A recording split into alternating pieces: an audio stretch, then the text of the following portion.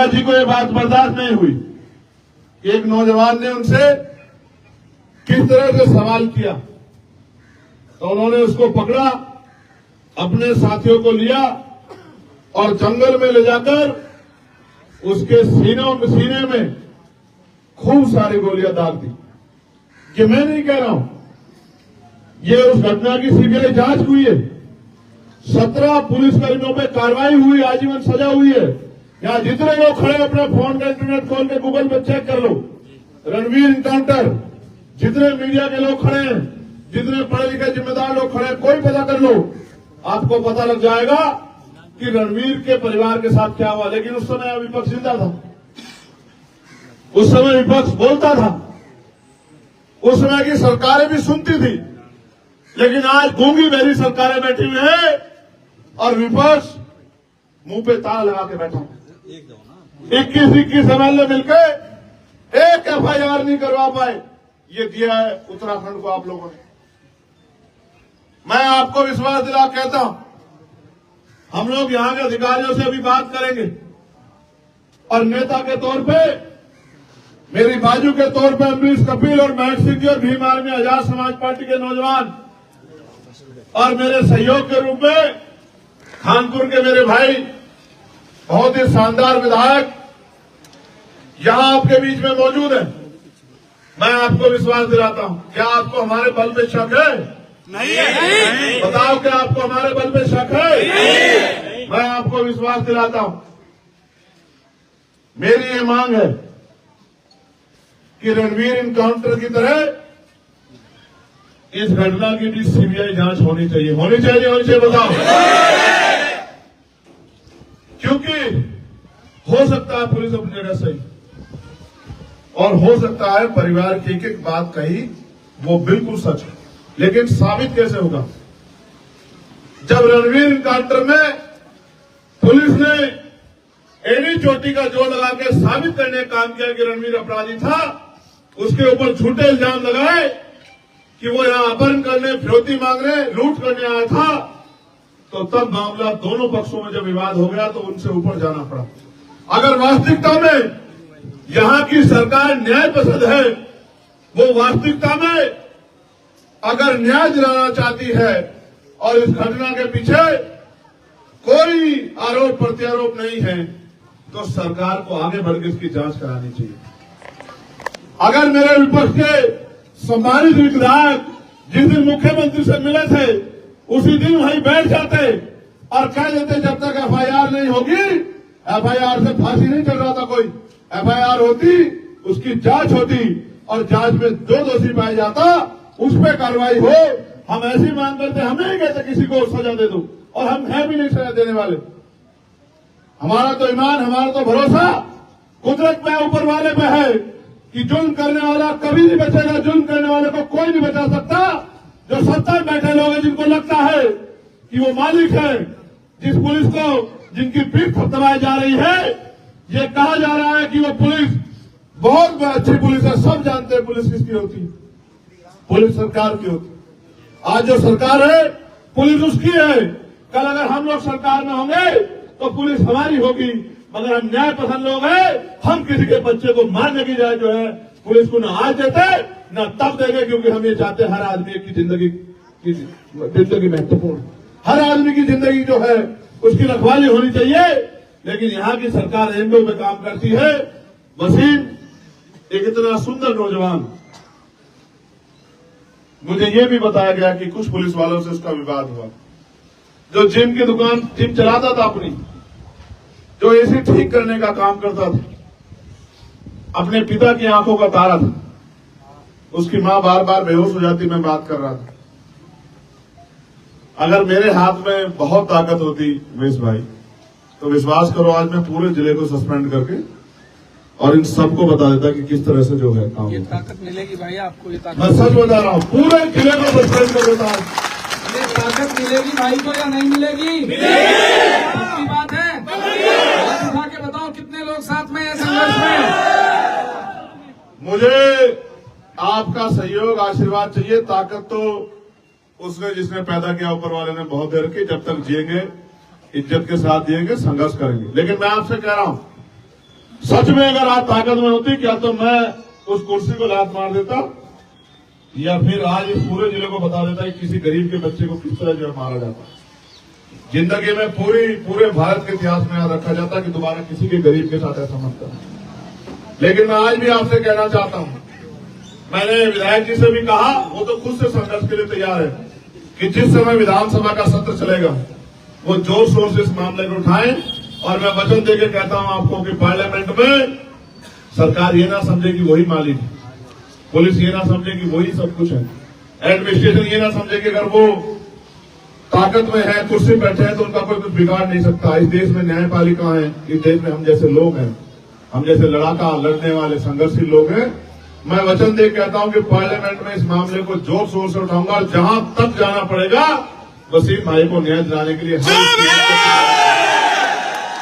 और मैं ये भी कहना चाहता हूं जो अधिकारी कमरे का कुंडा बंद करके बैठे हैं, फोन बंद करके बैठे हैं, उनको भी कहना चाहता है, LIU इंटेलिजेंस के लोग होंगे, हमारे पुलिस के सहयोगी साथी जो यहां सुरक्षा देख रहे हैं वो भी है, कि मैं अध्यक्ष जी से कहूंगा कि हरियाणा चुनाव की वोट 4 तारीख को 3 तारीख को पड़ रही है। आप 4 तारीख का आंदोलन रख लो, मुझे कोई काम नहीं है। मैं वहां भी ताकत इसलिए बनाना चाहता हूं क्योंकि वहां भी हमारे लोगों पर जुल्म हो रहा है। 3 तारीख को वोट पड़ेंगे, अध्यक्ष जी आप 4 तारीख का कार्यक्रम रख लो और हम देश भर के लोग यहां जुटेंगे, जिला मुख्यालय पर आंदोलन होगा, अनिश्चितकालीन आंदोलन होगा, ऐसा आंदोलन होगा कि आंदोलन तो हरिद्वार में होगा और पता पूरी दुनिया के लोगों को लगेगा। मेरी बात को आप याद रखना, हरिद्वार हमारी शक्ति को जानता नहीं जानता है। हम संविधान को मानने वाले लोग हैं, हम नहीं कहते किसी निर्दोष पे कार्रवाई करो। मेरी पुलिस से मांग है कि सबसे पहले कई ऐसी घटनाएं हैं, उत्तर प्रदेश में कई ऐसी घटनाएं हुई हैं, उत्तराखंड में भी कई ऐसी घटनाएं हुई हैं, मध्य प्रदेश राजस्थान में भी जहां पुलिस के लोगों द्वारा अपराध हुआ है। अपराधी को बचाने का मतलब है अपराध को संरक्षण देना। आज एक वसीम के साथ हुआ, अगर हम लोग चुप रहे कल किसी और वसीम के साथ होगा, कल किसी और महक सिंह के साथ होगा, कल किसी और अमरीश के साथ होगा, कल किसी और उमेश के साथ होगा। आपने नहीं देखा एक ब्राह्मण समाज के बच्चे को ही गोली मार दी गई, यही आरोप लगा के उसके पिता रोते हुए कह रहे थे कि मेरी आंखों के आंसू का हिसाब होगा, ऊपर वाला हिसाब करेगा। मैं ये कहता हूं कि ऊपर वाला भी हिसाब करेगा और नीचे जो हम जैसे लोग हैं वो भी हिसाब के लिए तैयार है। हम भी हिसाब किताब में पीछे नहीं है किसी से। मैं आपको विश्वास दिलाता हूं, माननीय अध्यक्ष जी कहूंगा सारे काम छोड़ दो, अभी से गांव जाना शुरू करो और 4 तारीख को हम लोग, उमेश भाई आप भी समय निकाल के रखना, आप और हम सब लोग मिलके बताओ चलोगे नहीं चलोगे? बताओ, एक ये ऊपर जो लोग बैठे बताओ चलोगे नहीं चलोगे? ये तुमसे एक और बात कहना चाहता हूं, आज नहीं कहना चाहता था, इन निकम्मे नेताओं के भरोसे मत रहो। ये इनको तुम्हारी मौत पे भी, तुम्हारी लाशों में भी इनके आंख से आंसू नहीं टपकते, मेरी बात को याद रखना। इनका कोई भरोसा नहीं है। एक बार खड़े होकर देखो मेरे साथ, अगर किसी ने किसी गरीब तरह आंख उठा ली तो मेरा गिरवान आके पकड़ लेना, मेरी बात को याद रखना। मेरा नाम चंद्रशेखर आजाद है। मौत एक दिन आएगी, मेरी बात को याद रखना। जब तक जिएंगे ईमान के साथ जिएंगे, इज्जत के साथ जिएंगे, हक हकूक के साथ जिएंगे, मेरी बात को आप याद रखना। यहां खड़े होकर कह रहा हूं अपने जिले में, अपने घर में 4 तारीख को आना मेरे साथ। अगर ये नहीं बताया आंदोलन किसे कहता है, अनिश्चितकालीन होगा। सरकार अगर गोली चलाने का दम है तो हमारे सीने पर चलावा। तुम गोली चलाने की बात, तुम हमारे लोगों को मारोगे और अब चुप होकर बैठ जाएंगे, नहीं बैठेंगे। हमारा सीना रहेगा, आगे चलाना गोली। हम देखेंगे तुम्हारे कितना पीतल है तुम्हारी बंदूकों में, गोलियों से मौत एक दिन आएगी, चेहरे भी देखेंगे तुम्हारी। लेकिन तुम्हें कह रहा हूं खड़े हो जाओ, तुम्हारी चुप्पी एक दिन इस अन्याय को इतना मजबूत कर देगी कि तुम्हें सारे से डर लगने लग जाएगा, मेरी बात को याद रखना। ये मुल्क हमारा है। अभी वक्त पे आप लोगों ने देखा क्या हालात बने हुए। मैं आपको विश्वास दिलाता हूं आप अपनी लड़ाई लड़ेंगे, लेकिन सरकार की मंशा में मुझे शक है, क्योंकि सरकार ने हमेशा मजलूमों को, कमजोरों को उनके कानून बना के उनको डराने का, उनको कमजोर करने का काम किया है। मैं आपको विश्वास दिला कहता हूं कि वक्त पे भी अगर सरकार इस नियत से काम करेगी कि मुसलमानों की जमीनों को लूट ले, उनके अधिकारों को लूट ले, उनकी संपत्ति को लूट ले, तो मैं विश्वास दिला कहता हूं पार्लियामेंट में भी आप पता करा लेना, एडी चोटी का जोड़ लगा के हमने विरोध किया था जिस दिन वक्त पे ये बिल लेके आई थी। और हम विरोध ऐसे नहीं करते हैं, आप पढ़े लिखे लोग हैं, हम हमें नहीं करते विरोध, हमें जवाब देना है जनता के बीच जाके। मैं आपको विश्वास दिलाता हूं जब वक्त का मामला हो, और फिर कह रहा हूं हम इंसान हैं, ना जाति ना धर्म। अगर किसी के साथ भी अन्याय होगा तो हम लोग चुप नहीं रहेंगे, बिल्कुल नहीं चुप रहेंगे। मैं यहां उपस्थित साथियों से कहता हूं, बराबर के प्रदेश के लोगों से कहता हूं, यूपी वालों से, उत्तराखंड के लोगों से कहता हूं, और मैं अपील करूंगा कि 4 तारीख का जो आंदोलन होगा वो इतना ऐतिहासिक होगा कि आंदोलन तो हरिद्वार में होगा, लेकिन देहरादून में बैठे मुख्यमंत्री जी, हमारे अधिकारी, वो भी चैन से नहीं सोएंगे, इस बात का भी मैं आपको विश्वास। लेकिन याद रखना, 4 का जुम्मा, 4 का जुम्मा वहीं पढ़ लेंगे ना, वहां सब लोग क्या हो गया? जी 5 तारीख तय कर लो, बताओ बेटे जी, 3 कर दूं? 3 कर देता हूं, छोड़ दो, 4 को क्यों चक्कर में पड़ रहे हो? 3 तारीख 3 ठीक है, ये 3 मेरा बहुत अच्छा दिन है, वहां ना हरियाणा में। नहीं 3 का ठीक है, ठीक है 3 का, 3 का नहीं है चुनाव, 5 को वोट पड़ेंगे, 3 का प्रचार का आखिरी दिन है। तो प्रचार करके आओगे ना फिर? हाँ ये भी है, सर छोड़ दूंगा मैं प्रचार। नहीं 5 तारीख, पक्का? 5 तारीख, अच्छा 5 तारीख, चलो सर, डन होगी, क्यों 5 तारीख 5 कर दो। चलो अच्छा, दिन तय कर, अभी तारीख दोबारा सुन लो। 5 को इन्होंने पिछली बार रुड़की में किया था, और इस बार 5 को होगा हरिद्वार। और जितने लोग यहाँ खड़े हैं ऐसे ऐसे मुट्ठी बंद करो, ऐसे वादा करो मुझसे कि एक आदमी 10 लोग लेके आएगा। आगे नहीं आओगे? पक्का?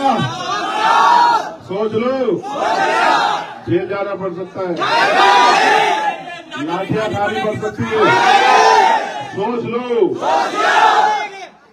इस हौसले के आगे तो पहाड़ झुक जाएगा मेरे बहादुर साथियों, अभी हौसले की वो कहते हैं ना कि संघर्षों के साय में घनघोर जवानी पलती है, और इतिहास उधर झुक जाता है जिस और जवानी चलती है।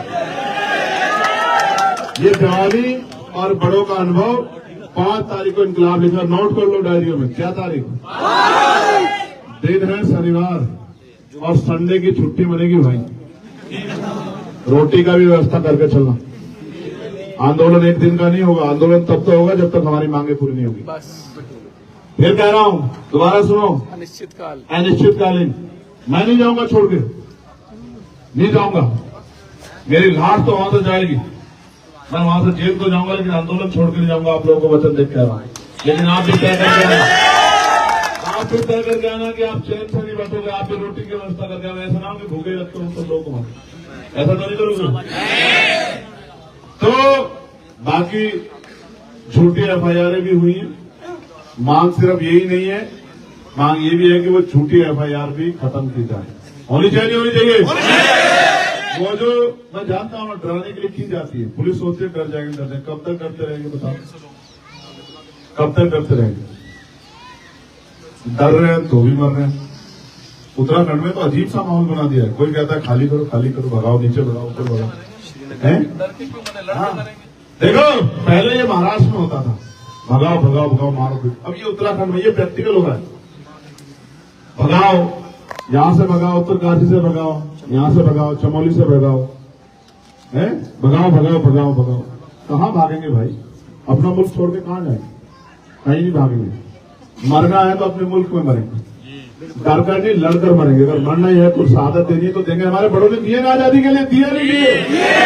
इंडिया गेट जाके देखो ना, देखो 52,000 लोगों के नाम मिलेगा नहीं मिलेगा, जाके देखो तो नहीं। हम नहीं जाएंगे अपने मुल्क को छोड़, हम सदियों से सहते हैं, सहेंगे, लड़ेंगे, हक की आवाज उठाएंगे। आप सब लोग यहाँ आए, इनका भरोसा, हिम्मत आपने बढ़ाई। ये वसीम के वालिद साहब है, पिता है, वो जो देश का तिरंगा वहां लहर रहा है ना, उस तिरंगे को मैं सलाम करते हुए कहता हूं कि आप अपने आप को अकेला मत समझो, इतने वसीम है आपके। देखो बताओ इनके वसीम हो या नहीं हो, बताओ। ये सब आपके वसीम है और मेरा जीवन भर का रिश्ता रहेगा इस घर से। जब जब इस घर को मेरी जरूरत पड़ेगी बिना बुलाए आऊंगा। अपने आप को अकेला मत समझो, ठीक है। मगर अब आपसे आग्रह है कि आंखों में आंसू मत लाना। आपकी आंसू में मेरी हिम्मत तोड़ता ना, हिम्मत करो, सब करो। हम सब लोग प्रार्थना भी करते हैं, दुआ भी, कि आप लोग जो हैं आप लोग सब करें, ठीक है।